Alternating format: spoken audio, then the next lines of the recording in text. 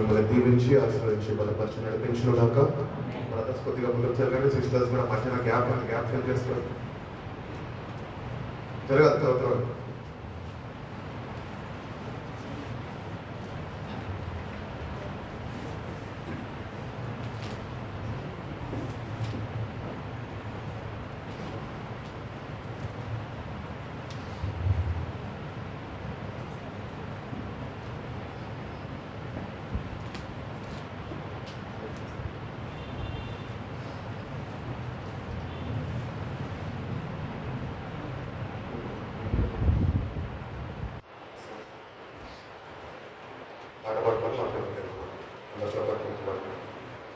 నీ ప్రేమ నా జీవితాన్ని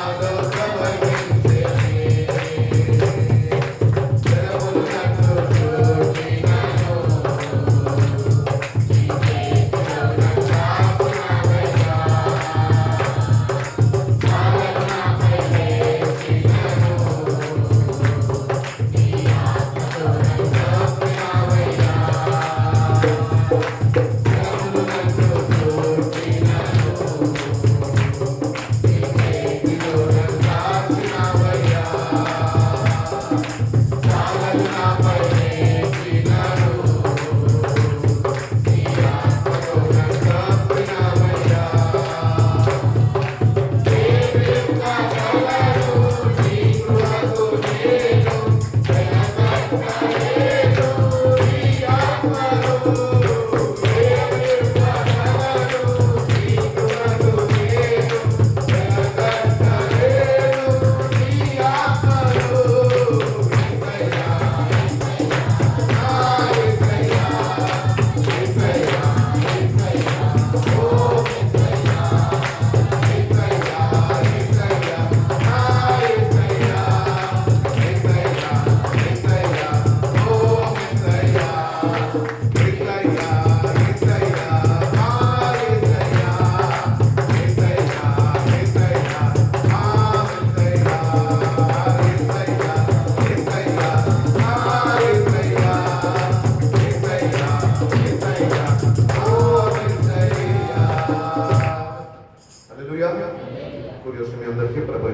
యేసుక్రీస్తు నామములో నా హృదయపూర్వక వందనాలు. ఈరోజుకి ఏర్పాటు చేయబడిన వాక్యము మనం చూసుకున్నట్లయితే నిర్గమకాండం 20వ అధ్యాయము. అందరికీ తెలిసిన వాక్యం ఏముంటుంది 20వ అధ్యాయంలో? ఆజ్ఞలు. ఎక్సోడస్ చాప్టర్ 20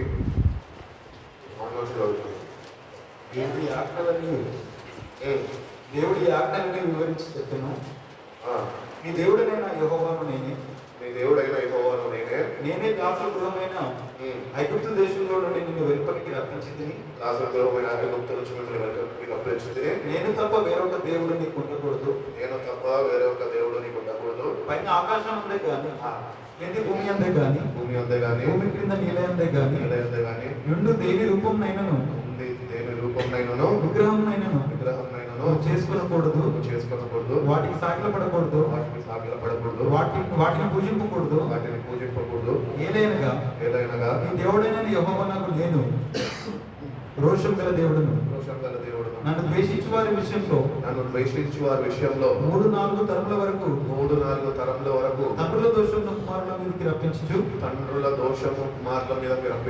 నన్ను ప్రేమించి నా ఆజ్ఞలు గైకొన్న వారిని 1000 తరముల వరకు కరుణించువాడనై ఉన్నాను.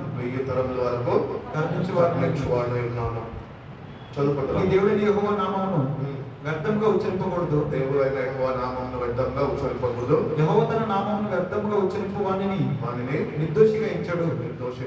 విశ్రాంతి దినమును పరిశుద్ధంగా ఆచరించుటకు జ్ఞాపకం ఉంచుకొనుము. 6 దినములు నువ్వు కష్టపడి నీ పనిని అంతం చేయవలను. 7వ దినము నీ దేవుడైన యెహోవాకు విశ్రాంతి దినము. 7వ దినము నీ దేవుడైన యెహోవాకు విశ్రాంతి దినము. దానిలో నీవైనను, నీ కుమారుడైనను, నీ కుమార్తె అయినను, నీ దాసుడైనను, నీ దాసి అయినను, నీ పశువైనను, నీ ఇంట్లో ఉన్న పరదేశి అయినను ఏ పనియూ చేయకూడదు. 6 దినములలో యెహోవా ఆకాశమును భూమియు సముద్రమును వాటిలో సమస్తమును సృజించి 7వ దినమున విశ్రమించింది. అందుచేత యెహోవా విశ్రాంతి దినమును ఆశీర్వదించి దాన్ని పరిశుద్ధపరచండి. ఈ దేవుడిని యెహోవా నీకు అనుగ్రహించు దేశంలో నువ్వు దీర్ఘాయుష్మంతుడు అవునట్లు నీ తండ్రిని నీ తల్లిని సన్మానించుము. నరహత్య చేయకూడదు, వ్యభిచరింపకూడదు, దొంగిలకూడదు, నీ పొరుగువాని మీద అబద్ధ సాక్ష్యం పలకకూడదు, నీ పొరుగువాని ఇల్లు ఆశింపకూడదు, నీ పొరుగువాని భార్యనైనను, అతని దాసునైనను, అతని దాసినైనను, అతని ఎత్తునైనను, అతని గాడిదనైనను, నీ పొరుగువాని దేనినైనను ఆశింపకూడదు అని చెప్పాను. ఇక్కడ మనం చూసుకున్నట్లయితే దేవుడు ఇశ్రాయేలు ప్రజలకు ఈ ఆజ్ఞలు ఇచ్చి ఉన్నాడు. కాబట్టి ఈ ఆజ్ఞలు కేవలం పాత నిబంధన వారికి మాత్రమే కాదు, కానీ నేటి కొత్త నిబంధన క్రైస్తవులుగా మనం పిలువబడుతున్నప్పటికీ కూడా ఈ ఆజ్ఞలు మనకి వర్తిస్తాయి. We have to follow the commandments of God and it is a commandment from God. దేవుడు మోషేకి తన ప్రజలకు చెప్పమంటున్నాడు ఏంటంటే ఈ ఆజ్ఞలు ఉన్నాయి, ఈ ఆజ్ఞలను మీరు పాటించాలి. నేను తప్ప వేరే ఒక దేవుడు ఉండకూడదు. వాక్య ప్రకారం తీసుకుంటే ఆయన తప్ప వేరే ఒక దేవుడు మనకు ఉండకూడదు అని చెప్తున్నాము, కానీ చదువుతున్నాము, కానీ మన జీవితాల్లో ఎన్నో దేవుళ్ళని మనము కలిగి ఉంటున్నాము. కాబట్టి ద ఫస్ట్ కమాండ్మెంట్ మనము ఆజ్ఞ అతిక్రమిస్తున్నాము. ఆజ్ఞ అతిక్రమమే పాపం అని బైబిల్ చెప్తున్నాం. కాబట్టి దేవుడు తప్ప వేరే ఎవరు నీకు ఉండకూడదు. అది నీ ఫోన్ అవ్వచ్చు, నీ భార్య అవ్వచ్చు, నీ భర్త అవ్వచ్చు, నీ తల్లిదండ్రులు అవ్వచ్చు, నీ స్నేహితులు అవ్వచ్చు, నీ శ్రేయాభిలాషులు అవ్వచ్చు, ఎవరన్నా అవ్వచ్చు. కాబట్టి దేవుడు మొట్టమొదటిగా దేవుడు ఉన్నాడు. ఆయన తప్ప వేరే ఒక దేవుడు మన జీవితంలో ఉండకూడదు అని దేవుడు కోరుకుంటున్నాడు. కాబట్టి దేవుడి యొక్క ఉద్దేశం ఏమై ఉన్నది అంటే నీ జీవితంలో దేవుడికి ఇవ్వవలసిన ప్రాధాన్యత మనం ఇవ్వాలి. ఈరోజు దేవుడు నిన్ను నన్ను ప్రేమించాడు, తన ప్రియ కుమారుడు నీ కొరకు నా కొరకు ఈ భూమిపైకి పంపి మనందరికీ రక్షణను అనుగ్రహించున్నాడు. కాబట్టి ఆయన మన దగ్గర నుంచి కోరుకుంటున్నాడు ఏంటంటే నీ జీవితంలో మొట్టమొదటి స్థానము నేనై ఉండాలి, నేను తర్వాతే ఇంకేదైనా ఉండాలి. కాబట్టి మన జీవితాన్ని మనం చూసుకున్నట్లయితే నిత్యంగా దేవునికి ఇవ్వాల్సిన స్థానము మన జీవితాల్లో మనం ఆయనకి ఇవ్వగలుగుతున్నాము. అటు రీతిగా దేవుణ్ణి మొట్టమొదటిగా మనము మన జీవితాల్లో మనం పెట్టుకొని మన జీవితాన్ని ముందుకు కొనసాగించగలుగుతున్నాము. ఒకవేళ లేకపోతే కనుక దేవుడు మరొకసారి జ్ఞాపకం చేస్తున్నారు ఏంటంటే, I deserve the first place in your life. నీ జీవితంలో మొట్టమొదటి స్థానం నాది.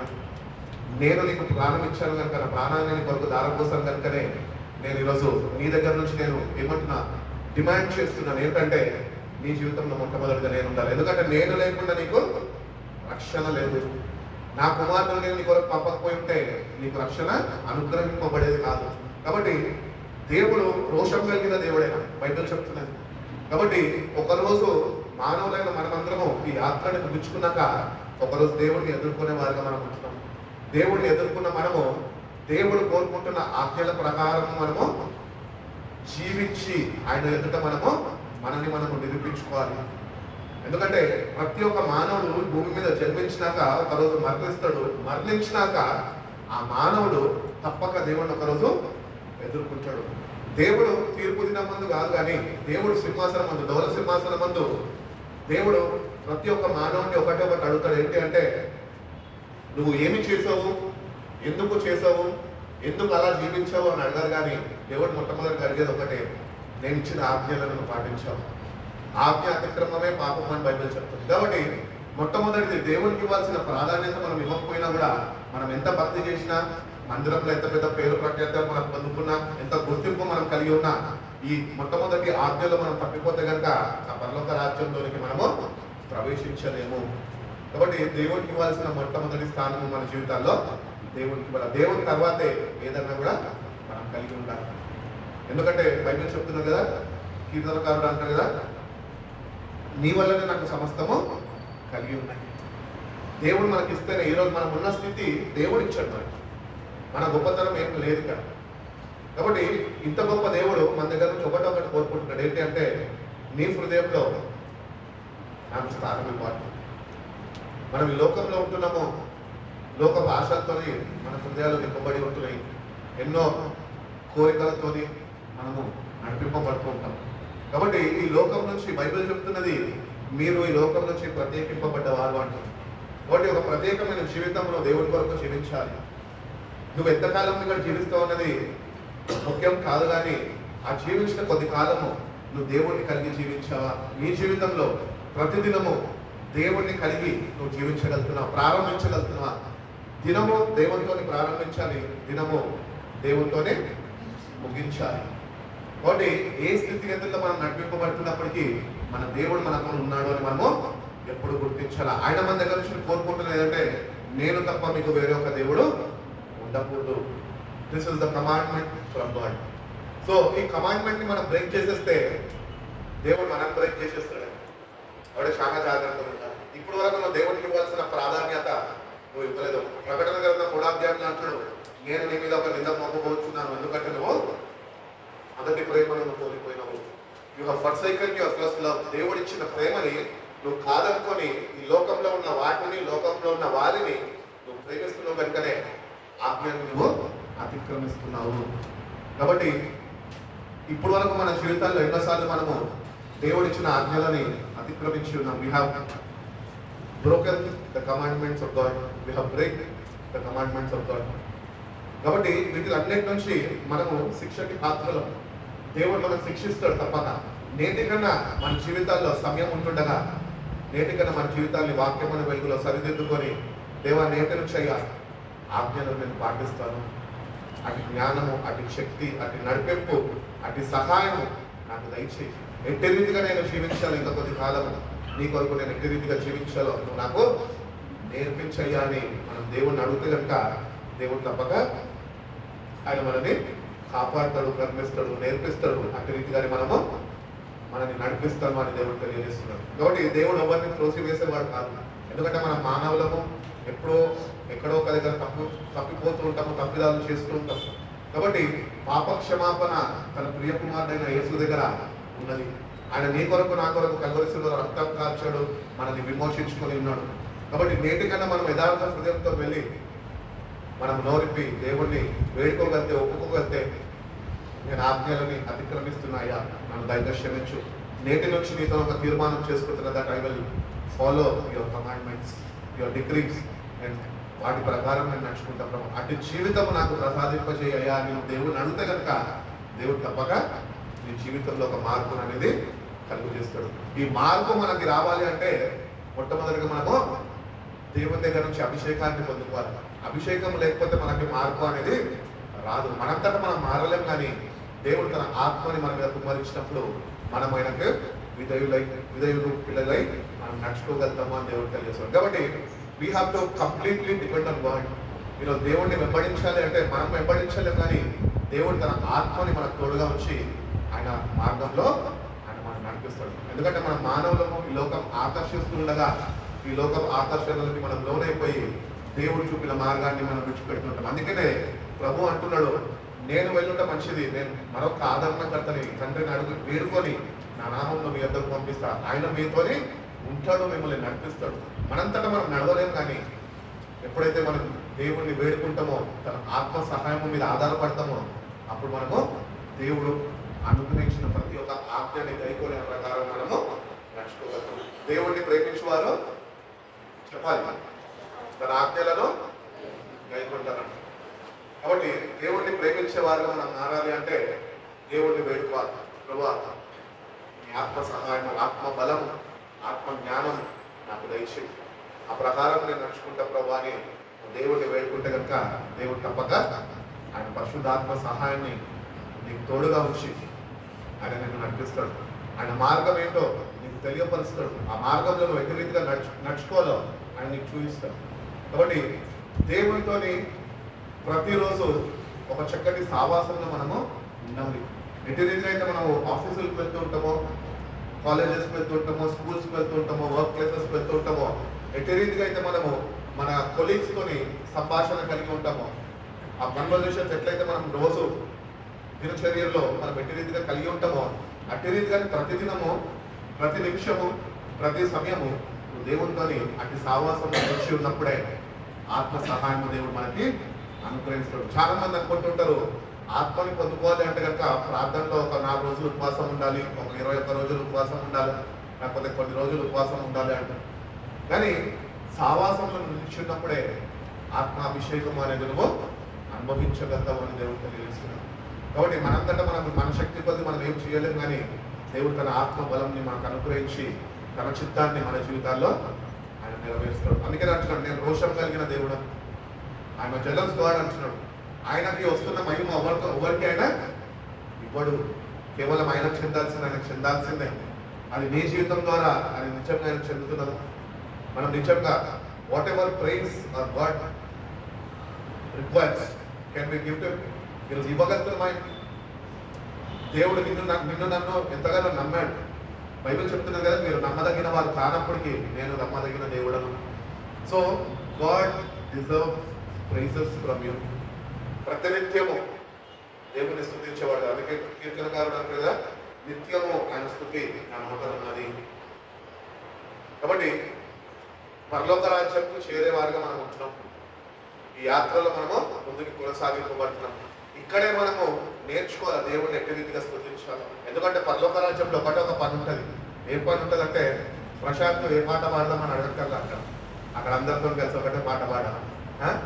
కాబట్టి ఇప్పుడే మన వ్యక్తిగత జీవితాల్లో మనం నేర్చుకోవాలి దేవుడి దగ్గర ఎట్టి రీతిగా ఆయనని ఆరాధించాలి, ఎట్టి రీతిగా దేవుడిని స్తుతించాలి, ఎట్టి రీతిగా ఆయన సన్నిధిని అనుభవించాలి, ఎట్టి రీతిగా ఆయన ప్రశంసాలో మనం వ్యక్తిగతంగా నేర్చుకోవాలి. అది ఎప్పుడు అంటే దేవుడు తన ఆత్మ సహాయాన్ని మనకి అనుగ్రహించినప్పుడు మాత్రమే మనం ఆయన ఆజ్ఞలని దయకొని ఆ ప్రకారం మనము నడుచుకోగలుగుతాం. కాబట్టి దేవుడికి మన జీవితాల్లో ఒకటొకటి నీ దగ్గర నుంచి నా దగ్గర నుంచి కోరుకుంటున్నాడు. నిన్ను సంపాదించి దేవుడు కానుకలు తెచ్చేయమంటలేదు, నిన్ను ఇది చేయమంటలేదు, అది చేయమంటలేదు, కానీ దేవుడు ఒకటొకటి అంటున్నాడు, నీ హృదయంలో నాకు స్థానం ఇవ్వు. మొట్టమొదటి స్థానం నాకు, దాని తర్వాత సమస్తం.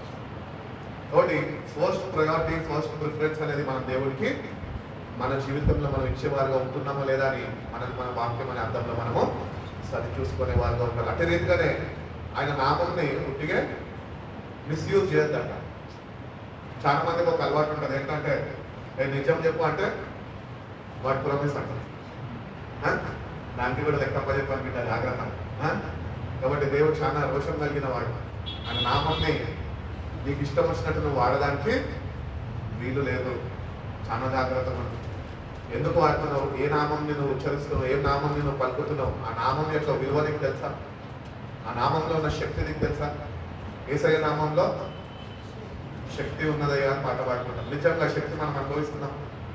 అనుభవించలేని వారుగా ఉంటూనే పాట పాడేవారుగా మనం మారిపోతున్నాం. కాబట్టి అక్కడ రీతిగా కాక దేవుడిని అడుగుతాం, దేవుని శక్తిని అంటాం. మందిరానికి దేవుని సన్నిధికి వచ్చినప్పుడు we have to prepare our selves. ప్రభా, as I am going to worship you today Lord, please give me your strength, give me your power. నీ ఆత్మ నడిపింపు నాకు దయచేయి. నీ సన్నిధిని నేను ఎట్టి రీతిగా అనుభవించగలను. నీ సహాయం నాకు అనుగ్రహించు అని మనం దేవుడిని వేడుకుంటే కనుక దేవుడు తప్పక సహాయం చేస్తామని తెలియజేస్తున్నాడు. కాబట్టి దేవుడు అంటున్నాడు, ఒకవేళ నా నామంని కానీ మీరు ఇష్టానుసారంగా మీరు వాడుకున్నారనుకో, తరతరముల వరకు శాపము మిమ్మల్ని వెంటాడుతుంది. మీ పిల్లలకు కూడా ఆ శాపము వెంటాడుతుంది. చాలా మంది ఒక కాంట్రవర్సీ తీసుకొస్తారు. ఏంటి అంటే, యేసు ప్రభువు వారు కొత్త నిబంధన ప్రకారము ఆయన కల్వరి శిలువలో చనిపోయినాడు కాబట్టి ఈ తరతరాలు శాపము అనేది కొట్టివేయబడ్డది అని. అంటే పాత నిబంధన మనకు వర్తించరా? వర్తిస్తుంది. ఆ శాపం నిన్ను వెంటాడకుండా ఉండడానికి నువ్వు దేవుని ఆత్మను పొందుకొని దేవుని ఆజ్ఞలను పాటించేవాడుగా మన జీవితాల్లో మార్చబడాలి. కాబట్టి దేవుడు నోటి నుంచి వచ్చిన మాట అది కార్యసిద్ధిని కలుగజేసుకొని మళ్ళీ తిరిగి ఆయన యుద్ధకు వెళ్తుంది అని వాక్యం చెప్తుంది. కాబట్టి everything is return what will happen to you అండి. నీకు నాకు మన జీవితంలో ఏమి సంభవించబోతుందో కూడా వాక్యంలో దేవుడు ముందుగానే ఆయన మనకు తెలియపరుచున్నాడు. కాబట్టి దేవుని బిడ్డలుగా జీవిస్తున్న మనము నిజంగా దేవుడి ఆజ్ఞలను మనము పాటిస్తూ మనం దేవుడు అనుగ్రహిస్తున్న ఆశీర్వాదాలకు పాత్రలుగా మారుతున్నామా, లేకపోతే దేవుడి ఆజ్ఞలని మనం చదువుతూ అవి పాటించక శాపాన్ని కొని తెచ్చిపెట్టుకుంటున్నాం. మన చేతుల్లో ఉన్నాను. కాబట్టి ఈరోజు దేవుని దగ్గర నుంచి ఏమి పొందుకున్నాం? దేవుని దగ్గర నుంచి ఏమని? శాపాలు ఉన్నాయి, ఆశీర్వాదాలు ఉన్నాయి, మరణం ఉన్నది, జీవం ఉన్నది. దేనిలో నడుచుకుంటాం? నేను అటు నడవాలంటే ఇటు నడవాలంటే మధ్య నడవలేదు. ఉన్నవే రెండు దోవలు, ఒకటి ప్రహ్లాద రాజ్యం, ఇంకొకటి అర్థం. కాబట్టి మనము ఎక్కడికి చేరుతామన్నది మనం డిసైడ్ చేసుకోవాలి, దేవుడు డిసైడ్ చేయాలి. So where do you want to spend your eternity? ఈ నిత్యత్వము నువ్వు ఎక్కడ గడపాలనుకోవచ్చు? ఏమో మేబీ ఈరోజు చనిపోవచ్చు, ఈ రోజే నీ ఆఖరి దినం అయి ఉండొచ్చు. నీకు తెలుసా నువ్వు ఎక్కడ చేరుతావు? మనకు తెలియదు. ఎందుకు తెలియదు? ఎందుకంటే వాక్యం చదవాలి కాబట్టి, దేవుడితో సహవాసంలో ఉందాం కాబట్టి. దేవుడు చూసుకుంటాడులేండి అనేసి ఆ భ్రమలో ఉండిపోతాం, అంతేగాని నీ జన్మలో ఎక్కడికి చేరుతావు నీకు తెలియదు. నేటి కన్నా తెలుసుకో. ఎందుకంటే బైబిల్ చెప్తుంది మరణం ఎప్పుడు సంభవిస్తుందో మనకి తెలియదు. ఎవరితో రాలేదు, ఎవరిని తీసుకుని తోడుగా పోదు. కాబట్టి ఒంటరిగా వచ్చావు, ఒంటరిగా పోవాలి. ఒకరోజు దేవుడికి జీవించిన ప్రతి ఒక్క నిమిషంతో సహా నువ్వు దేవునికి లెక్క అప్పచెప్పేవాడిగా నువ్వు ఉంటున్నావని ఎప్పుడు నువ్వు మర్చిపోవద్దు అని దేవుడు తెలియజేస్తాడు. కాబట్టి దేవుడి పరిశుద్ధ దినాన్ని ఏర్పరచుకున్నాడు ఆయన. 6 దినాలు ఆయన భూమి ఆకాశం అంతా సృష్టించి 7వ దినమందు ఆయన విశ్రాంతి తీసుకున్నాడట. ఆ దినాన్ని ఆయన ఏం చేశాడంటే ఆశీర్వదించాడు. కాబట్టి Sunday is a blessed day. Sunday చర్చికి ఎందుకు రావాలి అన్నానంటే ఇది ఆశీర్వదింపబడిన దినము. నువ్వు ఆశీర్వాదాలను పొందుకోవాలంటే నువ్వు తప్పక చర్చికి రావాలి. చర్చికి వచ్చినంత మాత్రం ఆశీర్వాదాలు వచ్చేస్తాయా? రావు. ఎందుకు రావాలి చర్చికి? ఆ దేవుడు నీకు విశ్రాంతిని అనుగ్రహించాడు కనుక ఈ పనులన్నీ ముగించుకొని నువ్వు ఇంటికి దేవుని మందిరానికి వచ్చి ఆ దినము దేవునితో నువ్వు గడిపేవాడిగా నువ్వు ఉండాలి. కాబట్టి పాత నిబంధన ప్రకారం చూసినట్లయితే కనుక ఆ దినం ఎవరు ఏ పనులు చేయకూడదట. మనకు ఉంటున్న పశువులు కానీ, మన ఇంట్లో ఉంటున్న పరివారు కానీ ఎవరు ఏ పనులు చేయొద్దు. కేవలం వాళ్ళ మందిరంలో కూడుకొని దేవుడిని స్తుతించే వారుగా ఉండాలి. కానీ మన జీవితాలు చూస్తే అట్లనే మన మనిషికి ముందే చెప్పేస్తాం, అమ్మ రేపు ఆదివారం 1 గంట ముందు వచ్చారు మా చర్చికి వెళ్ళాలి. ఆమెతో పని చేయించుకుంటూ మందిరానికి వచ్చి ఆజ్ఞలను ధ్యానిస్తుంటాం. అంటే ఆజ్ఞలను ధ్యానిస్తున్నాం కానీ ఆ ప్రకారం మనము జీవించలేని వాడిగా వచ్చాం. కాబట్టి చిన్న వాటిల్లో మనం తప్పిపోతుంటాం. ఎందుకు తప్పిపోతాము అంటే ఆత్మ జ్ఞానము లేక ఆత్మ బలము మనము పొందుకోక దేవుని అడగాలి, దేవుని సహాయం నాకు అనుగ్రహించి ఎట్టి రీతిగా నేను ఈ పరిశుద్ధ దినాన్న పరిశుద్ధ ఆలయంలో ఎట్టి రీతిగా నేను గడపాలి. కేవలం మనం అనుకుంటూ ఉంటాము క్రైస్తవులుగా ఏమనంటే మందిరముకు వెళ్ళినప్పుడు ఆదివారం పొద్దున్న సర్వీస్కో, లేకపోతే రెండో సర్వీస్కో, లేకపోతే మూడో సర్వీస్కో వెళ్తే సరిపోతుంది అనుకుంటాం. కానీ దేవుడు ఇక్కడ ఏం కోరుకుంటున్నాడంటే, ఈ దినము నాది, నా కొరకు మీరు తినంతటిని నువ్వు నా సన్నిధిలో నువ్వు గడపాలి. అంటే నెక్స్ట్ సండే నుంచి ఏం చేయాలి? మీరు పొద్దున్న 10 గంటల నుంచి రాత్రి 9:30 వరకు ఇక్కడే ఉండాలి. కేవలం స్తుతి ఆరాధన వాక్యము పంచుకుంటూ ఉంటారు, వింటూనే ఉండాలి. ఇక్కడ ఆకలి ఉండదు, ఇక్కడ ఏమీ ఉండదు. కాబట్టి దేవుడు కోరుకుంటున్న రీతి మనము పాటించాలి అని దేవుడు కోరుకుంటున్నాడు. నువ్వు వెళ్ళు, మందిరానికి వచ్చి ఇంటికి వెళ్ళాక ఫేస్బుక్ మీదనో, ఇన్స్టాగ్రామ్ మీదనో, యూట్యూబ్లోనో కూర్చోవడం కాదు. నేను దేవుడిని స్తుతించే వాడిగా ఉంటున్నాను. నీ పనులు నువ్వు చేసుకోవడం కాదు. నీ పనులు ఏ పనిలో చేయదు ఈరోజు. కేవలం దేవుడిని కలిగి జీవించేవాడు. ఎందుకంటే పరిశుద్ధ దినం మీద ఆయన ఏర్పరచుకున్నాడు, ఆయన విశ్రాంతి తీసుకున్నాడు. మనం కూడా ఆయన అడుగుజాడలలో నడుచుకుంటే ఆ విశ్రాంతి అనేది మనము ఆయన దగ్గర నుంచి పొందుకోగలుగుతాము అని దేవుడు తెలియజేస్తున్నాడు. కాబట్టి చాలా మంది జీవితాల్లో వేసాడిపోతూ, అలసిపోతూ, కష్టపడిపోతూ నెమ్మది లేని జీవితాలు జీవిస్తుంటారు. అందుకనే ప్రభు అంటూ ఉంటాడు, ప్రయాసపడి భారం మోసిన జనులారా, సమస్త జనులారా నా యొద్దకు రండి, నేను మీకు విశ్రాంతిని ఇస్తాను అంటున్నాను. నా యొద్ద నుంచి మీరు నేర్చుకోండి. ఏం నేర్చుకుంటున్నాం దేవుని దగ్గర నుంచి? విశ్రాంతి ఎట్టి రీతిగా మనం కలిగి జీవించాలో నేర్చుకోవాలి. ఈరోజు నెమ్మది లేదు. ఎందుకు నెమ్మది లేదంటే నీ జీవితంలో దేవుడు లేడు కనుకనే నెమ్మది నీకు లేదు. కాబట్టి దేవుడి దగ్గరకు వచ్చిన మనము ఈ దినానికి ఇవ్వాల్సిన ప్రాధాన్యత మనం ఇవ్వగలుగుతున్నామా? ఈ దినంలో నువ్వు చేయవలసిన నీ పనులు దేవుడిని సేవించే విషయంలో నువ్వు సంపూర్తి చేయగలుగుతున్నావు? దేవుడిని నువ్వు సంతోషపెట్టగలుగుతున్నావు? ఒక గంట సేపు దేవుడితో గడపగలుగుతున్నావా? ఒక గంట సేపు దేవుడిలో ఆరాధన చేయగలుగుతున్నావా? ఒక గంట సేపు వాక్యాన్ని చదవగలుగుతున్నావా? ఒక గంట సేపు చదివిన వాక్యాన్ని ధ్యానించగలుగుతున్నావా? అట్టి రీతిగా మన జీవితాన్ని చూసుకుంటే కనుక ఆదివారం మొత్తం దేవుడితో గడపచ్చు. కానీ మనం చెయ్యమే. అంటే దాన్ని ఏమంటారంటే ఆజ్ఞ అతిక్రమం, చేయలేని వారు. కాబట్టి దేవుడు మనం ఎంతగానో ప్రేమించి నేటికి కూడా ఆజ్ఞలు మనం పాటించినా పాటించకపోయినప్పటికీ కూడా నేటికన్నా ఆయన హృదయాన్ని నువ్వు అర్థం చేసుకుంటావేమో అని, అర్థం చేసుకునే ప్రయత్నం అన్నా చేస్తావేమో అని దేవుడిని వైపు చూస్తున్నావు. కాబట్టి నీకు ఇష్టమైన వారిని నువ్వు ఏం చేస్తావు అంటే సంతోషపెట్టాలని చూస్తావు.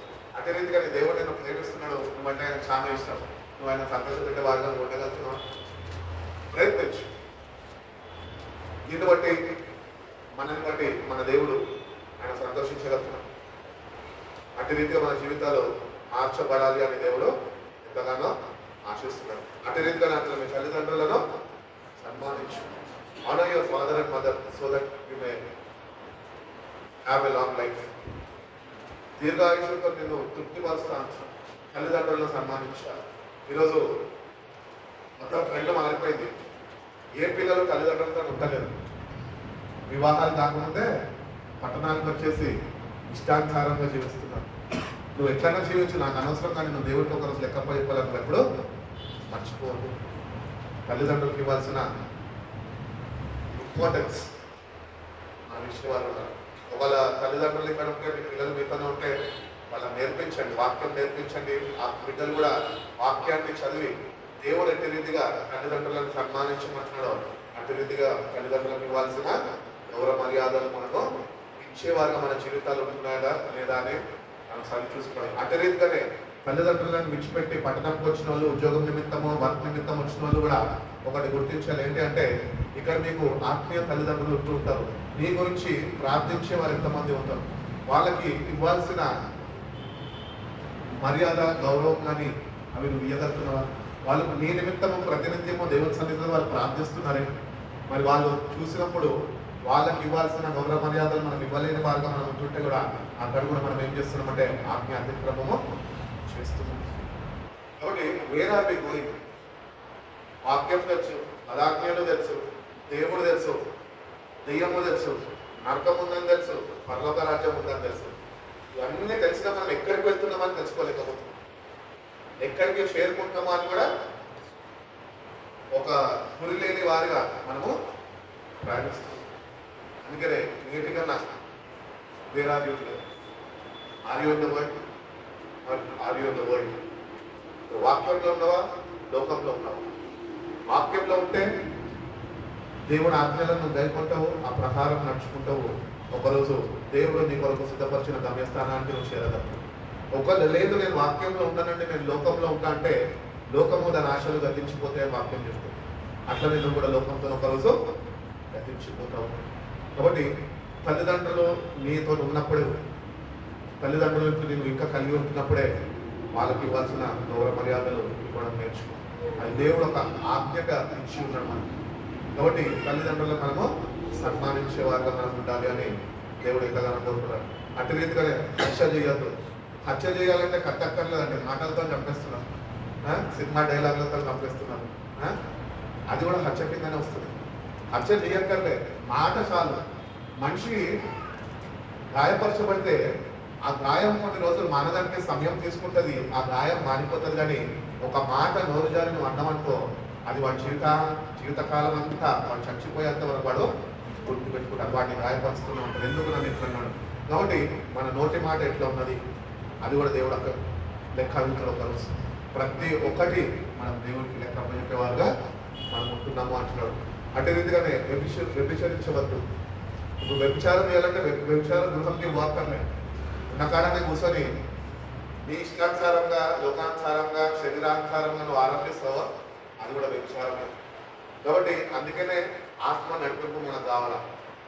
అందుకనే బైబిల్ చెప్తున్నది శరీరానికి ఆత్మకి అనునిత్యము పోరాటం ఉంటుంది. ఈ పోరాటం మనం ఎవరితో పోరాడుతున్నాం. అందుకనే బైబిల్ చెప్తుంది మీరు పోరాడుతున్నది శరీరంతో కాదు, మీరు పోరాడుతున్నది దురాత్మ సమూహంతో, అంధకార చీకటి శక్తులతో మీరు పోరాడుతున్నారు. ఆ చీకటి శక్తులు ఏం చేస్తున్నాయంటే వాక్యం అనే వెలుగు నీలో లేక అది నీలో కరువైపోయి ఉంటుండగా ఆ చీకటి నిన్ను ఆవరించి నిన్ను వ్యభిచారంలోనికి అది నిన్ను నడిపించేస్తుంది. నీకు తెలియకుండానే నీ ఆలోచనలతో, నీ చూపులతో, నీ తలంపులతో నువ్వు వ్యభిచరించే వారిగా నువ్వు ఒక వ్యభిచారిగా మారిపోతున్నావు అని బయట చెప్తున్నావు. కాబట్టి నీ ఆలోచనలు జాగ్రత్త. God knows your intentions, God knows your thoughts, God knows your imaginations. నువ్వు ఏం ఆలోచిస్తున్నావు, ఏమి ఊహిస్తున్నావు, ఏమి తలస్తున్నావు, సర్వము ఎరిగిన వాడు మన దేవుడు. కాబట్టి ఇంటి రీతిగా మనము ఈ ఆజ్ఞలను మనం పాటించాలి అంటే కనుక దేవుడు చెప్పినట్టు మనము వాక్యం అనే వెలుగుతో నింపబడితే ఆ పరిశుద్ధాత్మ దేవుడు మనతో నుండి మన పక్షాన ఆయన పోరాడతాడు. ఏ శరీరంతోనైతే పోరాడాలో మనము ఆ శరీరంతో పోరాడే శక్తిని దేవుడు మనకి అనుగ్రహిస్తాడు. ఆయన జ్ఞానంతో మనం నింపుతాడు, ఆ తలంపులతో నింపుతాడు. పవిత్రమైన వాటితో మనం నింపి మనలో ఉన్న పవిత్రత అంతని తొలగించుకునే కృపను దేవుడు మనకు దయచేసి. యాకోబు రాసిన పత్రికలు ఉంటుంది కదా, మొట్టమొదటిగా దేవుడు అనుగ్రహించే జ్ఞానము, పైనుంచి వచ్చే జ్ఞానము పవిత్రమైనది. The wisdom from above is first of all pure అని చెప్తుంది వాక్యం. కాబట్టి పైనుంచి వచ్చే జ్ఞానము పవిత్రమైనది. అంటే ఈ లోక జ్ఞానము పవిత్రమైనది కాదు, అపవిత్రమైనది. ఈ లోక జ్ఞానంతో మనం దేవుడిని అర్థం చేసుకోలేము. కానీ దేవుని జ్ఞానము మనం పొందుకున్నప్పుడే వాక్యం అనే వెలుగులో వాక్యం అనే వెలుగుతో మనము వెలిగింపబడతాము. కాబట్టి దేవుడిని అడగాలి. మనం దేవుడిని అన్ని అడుగుతున్నాం, కానీ దేవుడిని జ్ఞానం అడుగుతున్నామా? సొలొమోను రాజు అడిగాడు, దేవుడిని జ్ఞానం ఇవ్వమని అడిగాడు. ఆయనంత జ్ఞానవంతుడు భూమి మీద లేదని వాక్యం చెప్తుంది. అట్లాంటి ఆయననే ఈ అపవిత్రమైన జ్ఞానాన్ని తోని తన ప్రజలని లేని వాడుగా ఉన్నాడు అని గుర్తించి దేవుణ్ణి అడుగుతున్నాడు, నీ జ్ఞానం నాకు దయచేయండి. మనం కూడా దేవుణ్ణి అడగాలి, ఈ లోకం ఎట్టి రీతిగా చేయించాలో నీ జ్ఞానం నాకు దయచేయి. లోకము చేయించాలి. యేసుప్రభువు అన్నారు కదా, నేను లోకాన్ని చేయించి ఉన్నాను. కానీ మనం ఏమైపోయాను? లోకానికి బానిసలు అయిపోయి ఉన్నాం, పట్టబడిపోయి ఉన్నాం. వీటి నుంచి మనం విడుదల పొందుకోవాలి.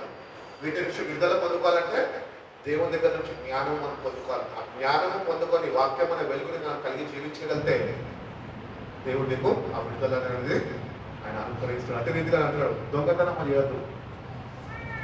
దొంగతనము చేసినా దొంగతనమే. దొంగతనం చేయకపోయినా దొంగతనం, వాటికి సహకరించినా దొంగతనమే. మా నాన్న ఎప్పుడు చెప్పాడు, ఏం చెప్పాడు సార్, రూపాయి దొంగతనం చేసినా దొంగనే, 1,00,000 రూపాయలు దొంగతనం చేసినా దొంగనే. ఎందుకంటే మా నాన్న జోబులో నుంచి డబ్బులు లెక్కేస్తుందని, చాక్లెట్లు కొనుక్కొని ఫ్రెండ్స్తో తిరగలిగి తెలుసు ఆయనకు నేను తీస్తాను. కానీ ఆయన చెప్పేటోడు, రూపాయిగా డాడీ అంటాడు. అరే ఈ రోజు రూపాయి చేస్తావు, రేపు ₹1,00,000 చేస్తావు, ఇంకొక రోజు 10 లక్షలు చేస్తావు. దొంగతనమే. అది చెయ్యకుండా ఉండడం నేర్చుకో, యథార్థంగా బ్రతకడం నేర్చుకో. నీకు ఏమైనా కావాలంటే అడుగు, నేను ఇస్తాను. ఇప్పుడు తల్లిదండ్రులు దేనికంటే కష్టపడి సంపాదిస్తున్నారు, మన బిడ్డలకు ఏం కావాలి అది వాళ్ళకి ఇయ్యడానికి వాళ్ళు కష్టపడి నోరు కట్టుకొని వాళ్ళు శ్రమించి వాళ్ళు సమస్తము సమకూరుస్తున్నారు బిడ్డల కొరకు. అట్టి రీతిగానే దేవుడు కూడా మన కొరకు అన్ని సమకూరుస్తున్నాడు.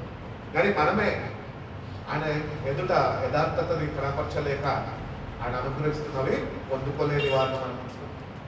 అందుకని బైబిల్ చెప్తుంది కదా, దేవుడిని ప్రేమించే వారికి ఆయన సంకల్పం చొప్పున పిలువబడిన వారికి సమస్తము సమకూర్చబడి మేలుకై జరిగిస్తాడు.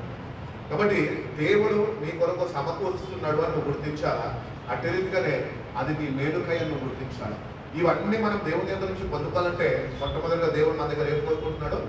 యథార్థత కోరుకుంటున్నాడు.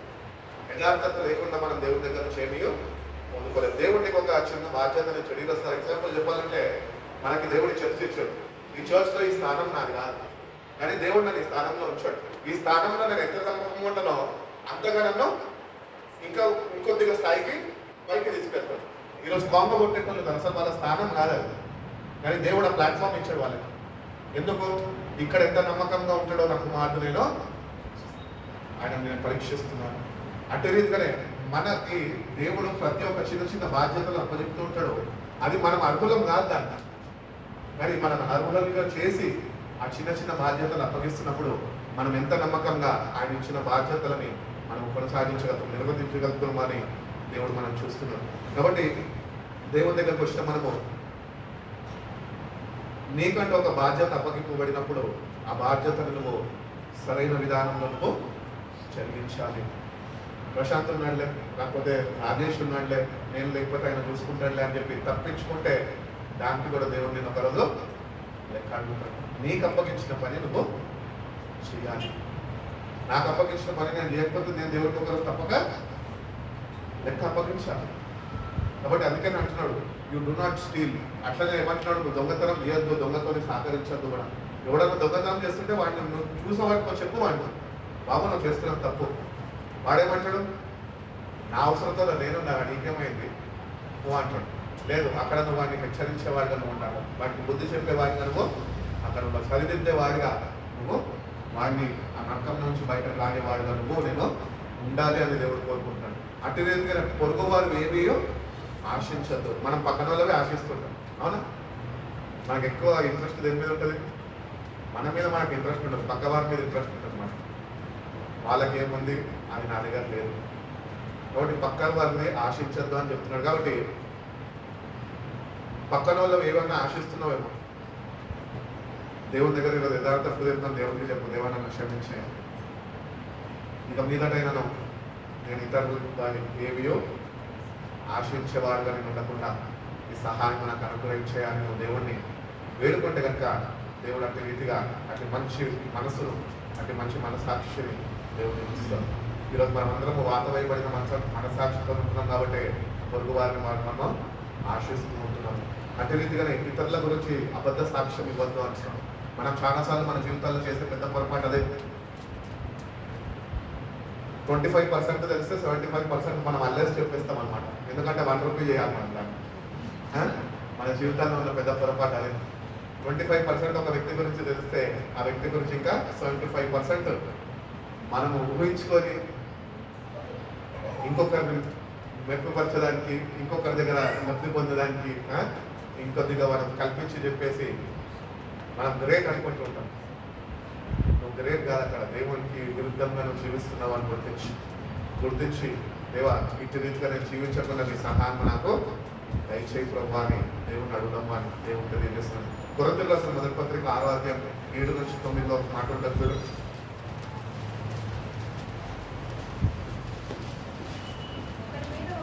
ఒకడి మీద ఒకడు వ్యాజ్యం ఆడుట మీలో ఇప్పటికే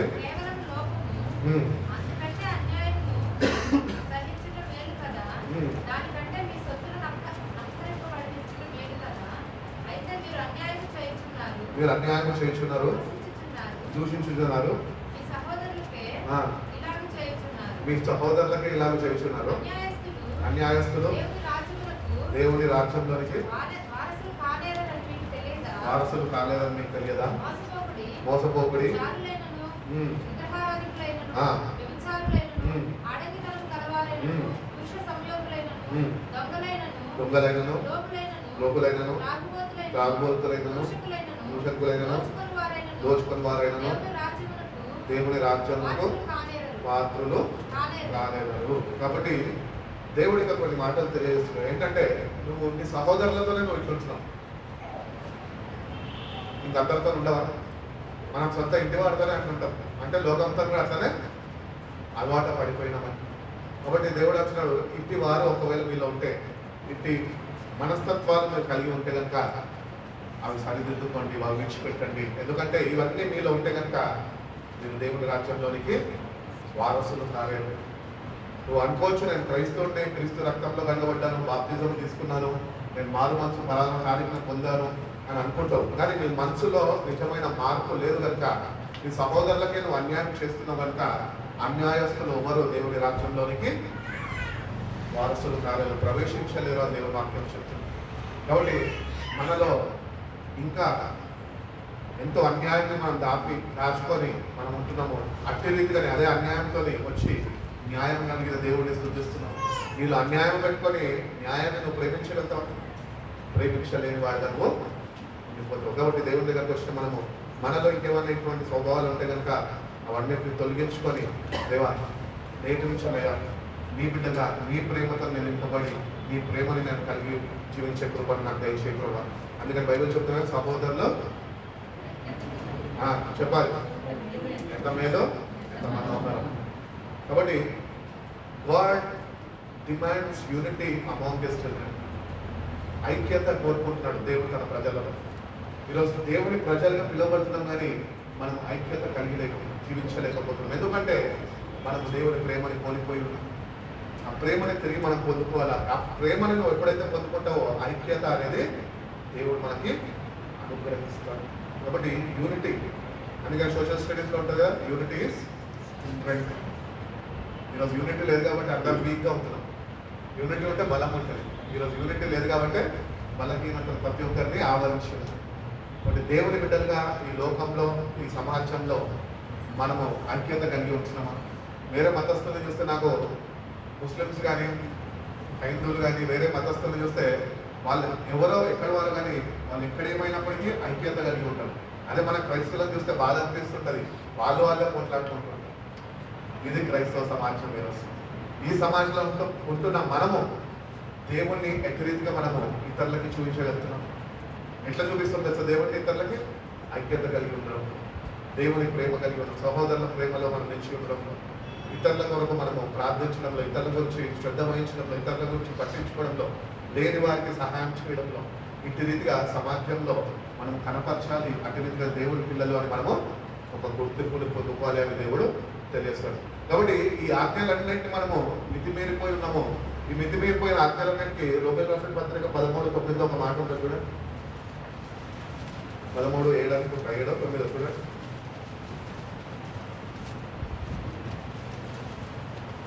రోమేలు రాసిన పత్రిక 13వ అధ్యాయము. అమ్మా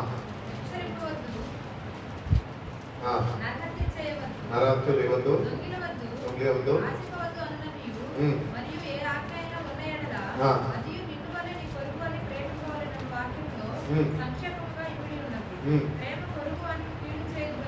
ప్రేమ పొరుగు వారిని కీడు చేయదు కనుక ప్రేమ కలిగి ఉండుట. అబ్బా, ధర్మశాస్త్రాన్ని నెరవేర్చాలి అంటే ప్రేమ కలిగి ఉండాలి. అది లోక ప్రేమ కాదు, కానీ అది దేవుడు అనుగ్రహించిన ప్రేమ. కాబట్టి love is the fulfilment of the లా. దేవుడు ప్రేమ ఉన్నాడు అని యోహాను రాసిన మొదటి పత్రికలు చెప్తూ ఉంటాడు. God is love. ఆ దేవుడు ఈరోజు లోకంలో కరువైపోయినాడు కనుక ప్రేమ లేని వారుగా మనం వస్తున్నాం. ఈరోజు ఎక్కడ చూసినా కూడా ఆజ్ఞను అతిక్రమిస్తున్నారు అందరూ. వాళ్ళు ఎవరన్నా కానీ మానవులు ఆజ్ఞని అతిక్రమిస్తున్నారు. వ్యభిచరించవద్దు అంటే వ్యభిచరిస్తున్నారు, హత్య చేయవద్దు అంటే హత్య చేస్తున్నారు, దొంగతనం చేయొద్దు అంటే దొంగతనం చేస్తున్నారు. ఇంత భయంకరమైన సమాజంలో మనం ఉంటున్నాము. మనం ఎట్టి రీతిగా దేవుడిని మనము లోకానికి చూపించగలుగుతాం. మన న్యూస్ చూస్తూ చాలా బాధ అనిపించింది. ఇక్కడే హైదరాబాద్లో ఆర్ఆర్ డిస్ట్రిక్ట్లో పోక్సో కేసులో ఒక ఆయన అరెస్ట్ చేసి ఒక 1 month రిమైండ్కి పంపించారంట. ఒక చిన్న బాలిక మీద హత్యాకారం చేయడానికి ఆయన పట్టుబడి ఆ పోక్సో కేసులో ఆయనని అరెస్ట్ చేస్తే ఆ రిమైండ్ మీద 1 month తర్వాత ఆయన ఇంటికి వచ్చాడు. ఇంటికి వచ్చినాక తనకి భార్య ఉన్నారు, పిల్లలు ఉన్నారు. అతిరీతిగా ఏ ఆడపిల్ల మీద అయితే ఆయన అత్యాచారం చేయబోయాడో ఆ పిల్ల కేసు పెట్టినందుకు ఆ పిల్లని 1 సంవత్సరం రోజుల నుంచి వేధిస్తున్నారంట. ఆ జైలు నుంచి రిమైండ్ నుంచి బయటకు రాగానే రిమైండ్ కొన్ని రోజులు ఆయనకి గర్వించారంట. ఇప్పుడు కన్నా ఏంటి నీ భార్య పిల్లలతో సరిగ్గా సమాధానం పడి క్షమాపణ పొందుకొని కేసు కొట్టివేసుకో జాగ్రత్త అని చెప్పి రిమైండ్ నుంచి ఇంటికి పంపిస్తే ఆ వ్యక్తి ఏం చేశాడు తెలుసా? ఇంటికి వచ్చి రానే వచ్చాడంట. తిన్నంగా ఆ బాలిక ఇంటికి వెళ్ళాడంట. ఆ పిల్లని చంపేశాడంట. వాళ్ళ అమ్మమ్మ ఉంటే అమ్మని చంపేశాడంట. అట్లనే వాళ్ళిద్దరిని చంపేసింది కాకుండా వెంటనే తన ఇంటికి వెళ్ళాడంట. తన భార్యని, తన కుమార్తెని, వాళ్ళ అమ్మని, అందరినీ 7 మందిని హత్య చేసేసి వాళ్ళ ఇంటికి ఫోన్ చేసి చెప్పాడంట. ఏమని ఫోన్ చేసి చెప్పాడంట? నేను అందరినీ వేసేసాను, నేను ఇప్పుడు చంపుకొని చచ్చిపోతాను అని చెప్పేసి ఫోన్ పెట్టేశాడంట. నేటి వరకు కూడా 3-4 రోజులు గడిచిపోతుంది. ఈ రోజు కూడా ఆచూకీ లేదని పోలీసు వాళ్ళు గాలిస్తున్నారు. అంటే లోకం చూడండి ఎంత భయంకరంగా ఉన్నారు. లోకంలో ప్రేమ లేని దానివల్లనే చెప్పేటోళ్ళు లేకనే మనుషులు మృగాల్లాగా మారిపోతున్నారు. కేవలం ఒక్క ఆశని వాడు తీర్చుకోవడానికి 7 మందిని పొట్టలో పెట్టుకున్నాడు. వాడు కూడా ఆత్మహత్య చేసుకొని చచ్చిపోతా అన్నాడు. చూడండి న్యూస్లో ఉంది చూడండి. ఇట్లాంటివన్నీ చూసినప్పుడు వాక్యంకి ఎంత విరుద్ధంగా లోకం నడిపింపబడుతున్నదో మనం గుర్తించగలం.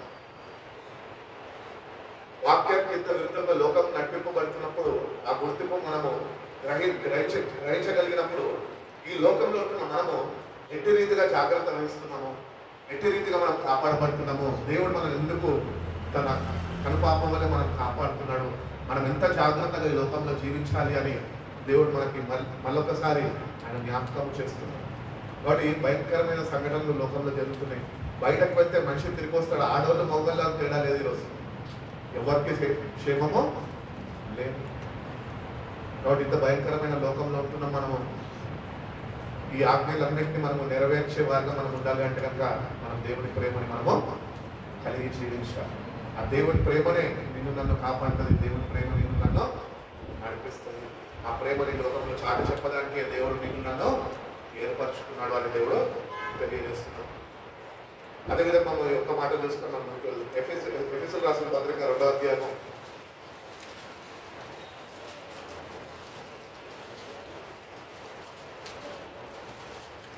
4వ వచనం చదువు. అయినను కరుణా సంపన్నుడై ఉండి మనకు మన అపరాధముల చేత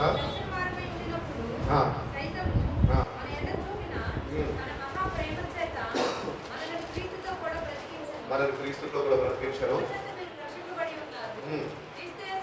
ఇంకో చేతనే మీరు రక్షింపబడిన క్రీస్తు చేసినందుకు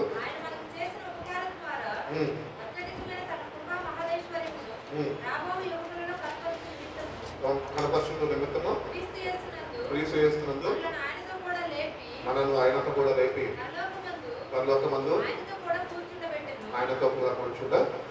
కాబట్టి ఇట్లా మన అపరాధాల చేత మనం ఒక రోజు చచ్చిన స్థితిలో ఉన్నప్పుడు క్రీస్తుతోని కూడా పైన మనమే బ్రతికించున్నాడంట. అందుకనే భక్తుడైన పౌలు అంటుంటాడు కదా, ఇక బ్రతుకుంటది నేను కాదు క్రీస్తు న్యాయంలో జీవిస్తున్నాను. ఇక జీవించుకున్నది నేను కాదు క్రీస్తు న్యాయంలో జీవిస్తున్నాను. You are made alive in Christ. కాబట్టి క్రీస్తుతోని మనము లేపబడిన వారమే. కాబట్టి ఒక కొత్త నూతన జీవితం దేవుడు మనకి ఇచ్చి ఉన్నాడు. కాబట్టి లోకపు ఆచారాల ప్రకారం మనం జీవించదు, కానీ మనము వాక్యానుసారంగా మనము జీవించే వారమై ఉంటాం. మనం ఒకప్పుడు చచ్చిన స్థితిలో ఉంటుండే ఆయన మన స్థితిగతులను ఆయన గుర్తించి ఆ చచ్చిన స్థితి నుంచి మనం లేవనెత్తి క్రీస్తుతో కూడా ఆయన బ్రతికించు. పరలోక రాజ్యంలో యుగ యుగాలు ప్రభుత్వం మనం ఉండాలని ఆయన ముందుగానే దీక్షించి ఉన్నాం. కాబట్టి ఆ రాజ్యానికి మనం చేరేవారుగా మనం ఉంటున్నాం. ఆ రాజ్యానికి చేరేవారుగా మనం ఉండాలి అంటే కనుక ఈ లోకంలో ఒక ప్రత్యేకమైన జీవితం ప్రభు కొరకు మనము జీవించే వారమై ఉండాలి అని దేవుడు ఎంతగానో ఆయన కోరుకుంటున్నాడు. అదేవిధంగా మనం చూసుకుంటే పేతురు రాసిన మొదటి పత్రిక 1వ అధ్యాయం 3వ వాక్యం చూస్తున్నాం. ఫస్ట్ పీటర్ మనకి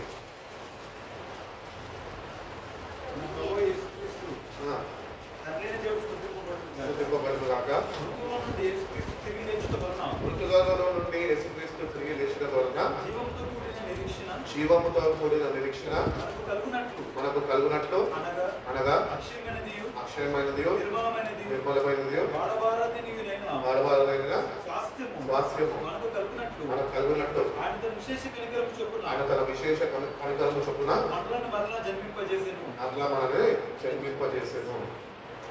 కాబట్టి God has given us a living hope. జీవంతో కూడిన నిరీక్షణ అంటే అందరికీ నిరీక్షణ ఉంటుంది, అది జీవంతో కూడినది. అక్కడ మనకు క్లారిటీ కావాలి. దేవుని యందు మనము నిరీక్షించే వారు we put our hope in God, but is your hope a living hope or a dead hope? చచ్చిపోయిన నిరీక్షణ కలిగి ఉంటున్నావా, జీవంతో కూడిన నిరీక్షణ కలిగి ఉంటున్నావా అని ఎవరో జ్ఞాపకం చేస్తున్నాం. కాబట్టి జీవంతో కూడిన నిరీక్షణ కావాలి. దేవుడు వచ్చినాడు, మీరు ఇతరుల వల్ల దుఃఖించదు కానీ మీకు శుభప్రదమైన నిరీక్షణ ఉన్నది. God has given us a blessed hope. ఈ బ్లెస్డ్ హోప్ ఏంటి తెలుసా? నేను వెలుచున్నాను, నా తండ్రికి అనేక గృహాలు సిద్ధపరిచిన మళ్ళీ మీ వద్దకు వచ్చి నేనుంటున్న స్థలంలో మిమ్మల్ని తీసుకెళ్తాను. And we are preparing for the place. ఈరోజు ఆ స్థలానికి మనము సిద్ధపడేవారుగా మనము. కానీ ఈ జీవముతో కూడిన నిరీక్షణది కావాలి. ఎట్లొస్తుంది?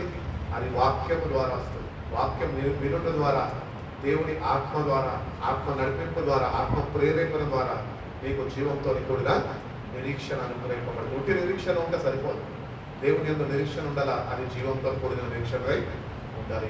జీవం ఎక్కడ ఉన్నది? యోహాను సువార్త 8వ అధ్యాయంలో అంటాడు, నేనే జీవాహారము పరలోకం నుంచి దిగి వచ్చి ఉన్నాను అంటున్నాడు. I'm the bread of life who came down from heaven అంటున్నాడు. కాబట్టి what is the bread? The word is the bread. ఇది జీవం, నేను జీవింపజేసింది. ఇదే జీవం నీలో లేకపోతే నీకుంటున్న నిరీక్షణ అది జీవంతో కూడిన నిరీక్షణ ఏమాత్రమో కాలేదు. కాబట్టి జీవం అనగా దేవుని వాక్యం.